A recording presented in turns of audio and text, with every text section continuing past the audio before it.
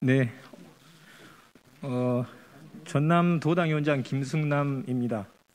오늘 광주, 전남, 전북 국회의원들이 모여서 어제 저희가 애초에 기대도 하지 않았습니다만은 대선 후보라는 사람이 이렇게 공감 능력이 역사 인식이 저급한 수준인가?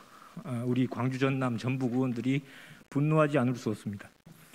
전두환 대통령이 군사 쿠데타와 5.18만 빼면 정치는 잘했다고 얘기하는 분들이 많다. 호남에서도 그렇게 말하는 분들이 꽤 있다. 이런 망발을 했습니다. 이런 후보가 만일 대한민국의 대통령이 된다면 이 나라의 운명이 참으로 우려됩니다. 우리 광주, 전남, 전북 국회의원 일동은 이 망발에 규탄하면서 오늘 이 자리를 마련했습니다. 언론인 여러분들께서 많은 관심과 함께 저희들의 목소리를 들어주실 것을 부탁 말씀드리면서 오늘 기자회견을 하도록 하겠습니다.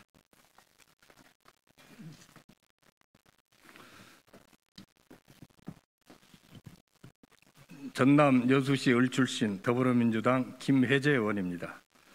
윤석열 후보의 전두환 찬양 망언을 규탄하며 즉각 대선 후보직 사퇴를 촉구한다.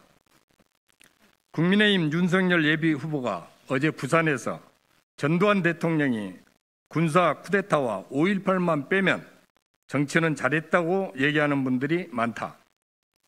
호남에서도 그렇게 말하는 분들이 꽤 있다고 했다고 한다. 경악하지 않을 수 없다.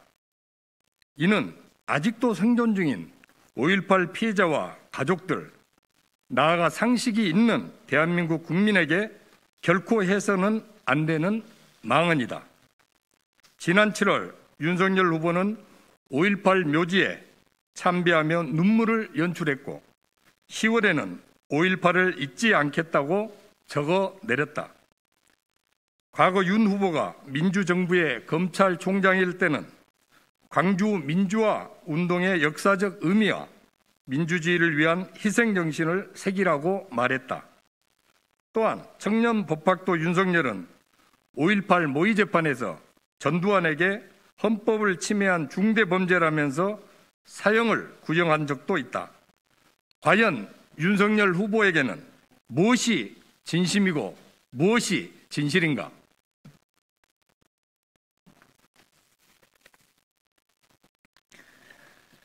전두환에 대한 역사적 평가는 이미 끝났다.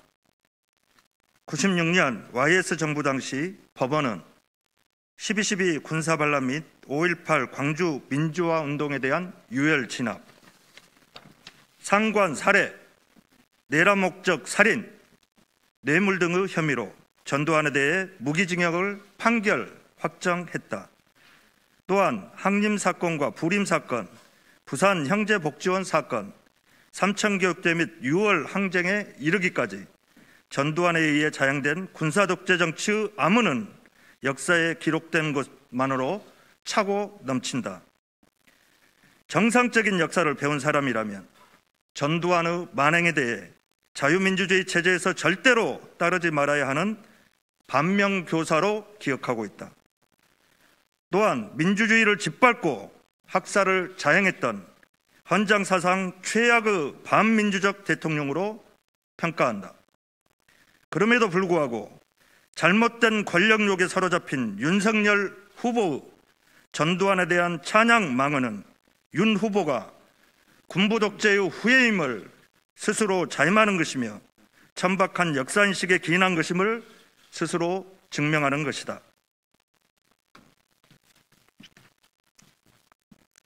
전두환에 의해 짓밟혔던 80년 5월의 상처는 아직도 아물지 않았다. 금남로 전일 빌딩에 박힌 245개 헬기 사격의 탄원은 누가 명령했고 누가 쏘았는지 아직도 명명백백하게 밝혀지지 않고 있다. 국민의힘에도 엄중히 경고한다. 우리는 국민의힘이 김순례, 김진태, 이종명 의원 등의 망언에 대해 2020년 5.18 민주묘지에서 무릎 꿇고 사죄했던 것을 기억한다. 그런데 다시 이 시점에서 국민의힘이 5.18 민주화운동에 대해 진정으로 대한민국 민주주의 역사로서 받아들이고 진심으로 사과한 것인지 묻지 않을 수 없다.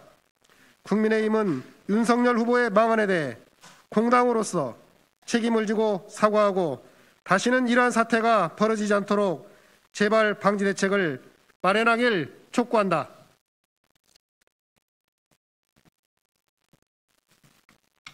전북도당위원장 김성주입니다. 분명히 말한다. 전두환은 12.12 군사 반란과 5.18을 빼고서는 얘기할 수 없다. 전두환은 오직 5월 학살자의 낙인만이 있을 뿐이다. 윤석열 후보는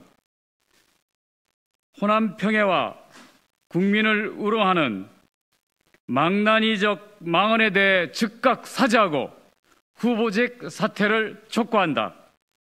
2021년 10월 20일 더불어민주당 광주 전남북 국회의원 1동 김성주, 김수흥, 김승남, 김원희, 김윤덕, 김회재, 민형배, 서동영, 서삼석, 소병철, 송갑석, 신영대, 신정훈, 안호영, 윤영덕, 윤재갑, 윤준병, 이계호, 이병훈, 이용빈, 이원택, 이형석, 조오섭, 주철현, 한병도 일동입니다.